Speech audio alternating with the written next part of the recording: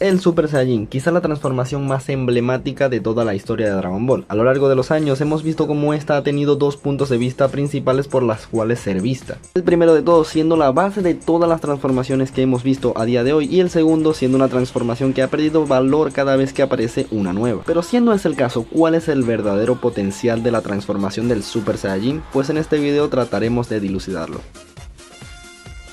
Desde el inicio de Dragon Ball Z, los parámetros en cuestión de funcionalidad en la trama obtuvieron con el tiempo un montón de cambios en cuanto a cómo era Dragon Ball originalmente.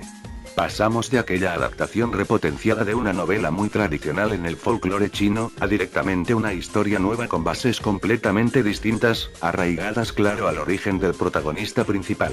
Esto ya que era muy poco común la forma en la que un pequeño niño de las montañas poseedor de una fuerza sobrehumana no solo tuviese cola, sino además la capacidad de transformarse en un mono de proporciones gigantescas. Claro, era ficción y no había que rebuscarle demasiada lógica.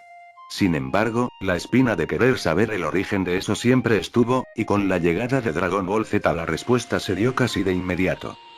Resultó que la historia de Goku no era tan mística como se pensaba, sino que trascendía el cosmos hasta un lugar llamado Planeta Bellita.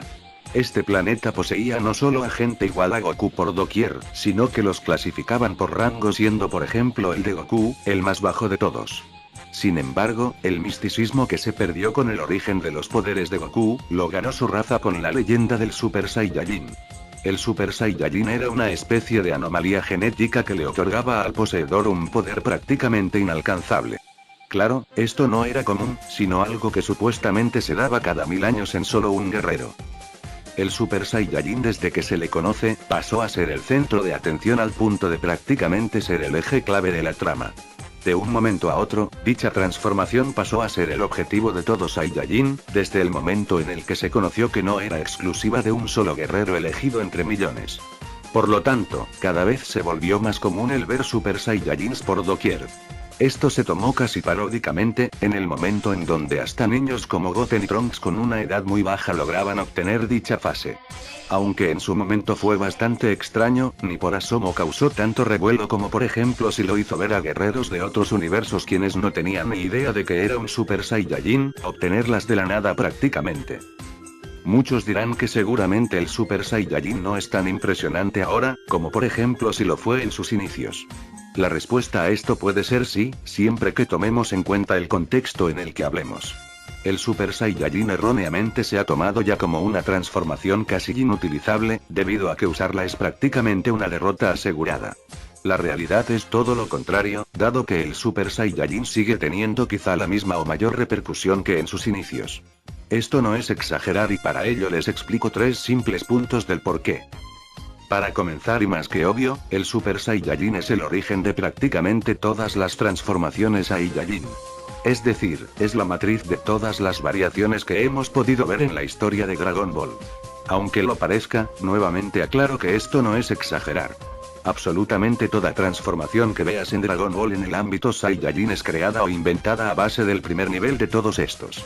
Y no hablo de en concepto, sino de funcionalidad. Desde el principio, se conocía que el potencial del Super Saiyajin estaba mucho más allá de la comprensión de sus mismos portadores. La complejidad para entender este nivel fue tanta, que pasó de ser algo que se podía resolver o dominar con simple entrenamiento físico. En la saga de Cell, se explicita que ya para superar la barrera del Super Saiyajin se necesitaba un análisis complejo que les permitiera el conocer no solo la transformación, sino además cómo ésta actuaba en cada uno.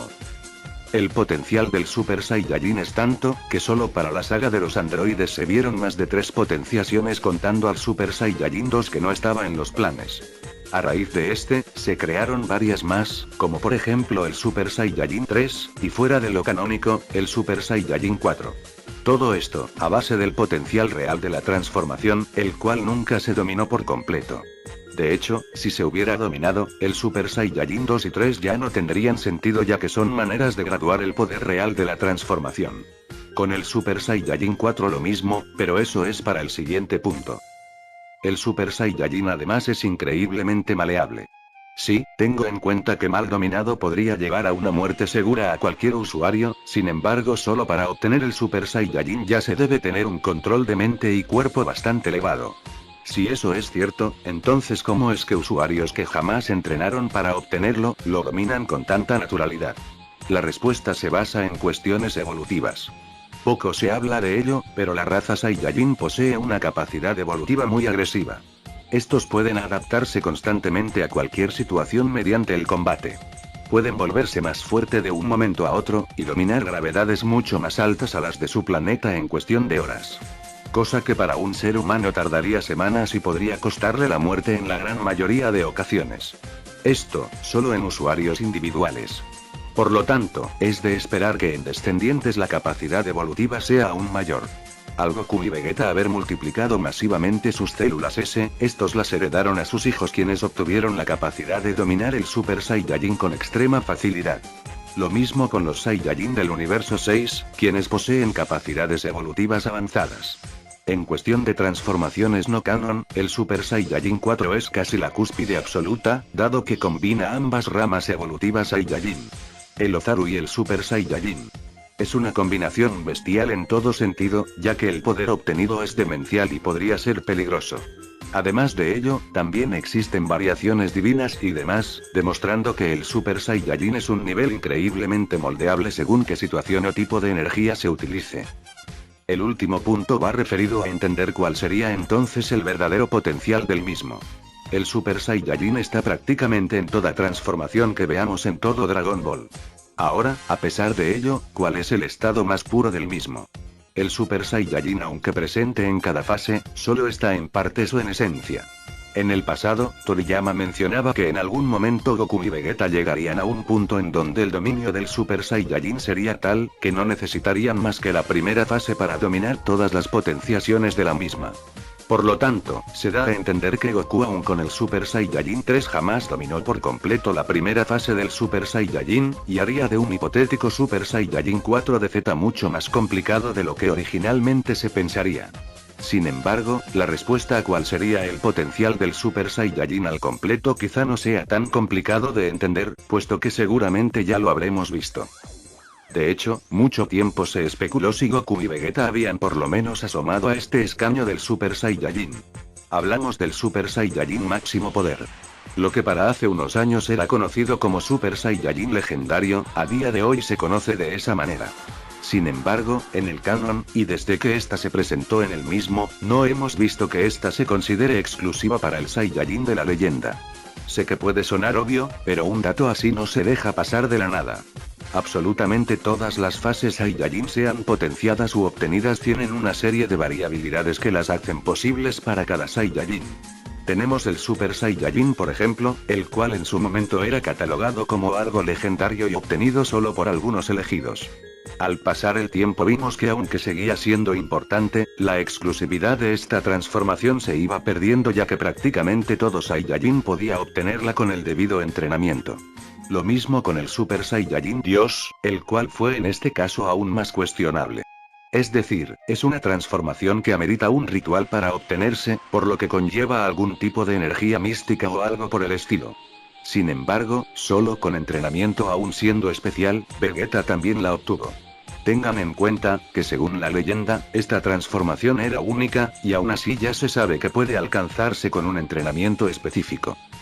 Ahora, ¿por qué pensar que con el Super Saiyajin máximo poder no es lo mismo, si se supone que es una habilidad del cuerpo Saiyajin? Puede que digan que es lo que caracteriza principalmente a alguien como Broly, pero esto podría no ser así.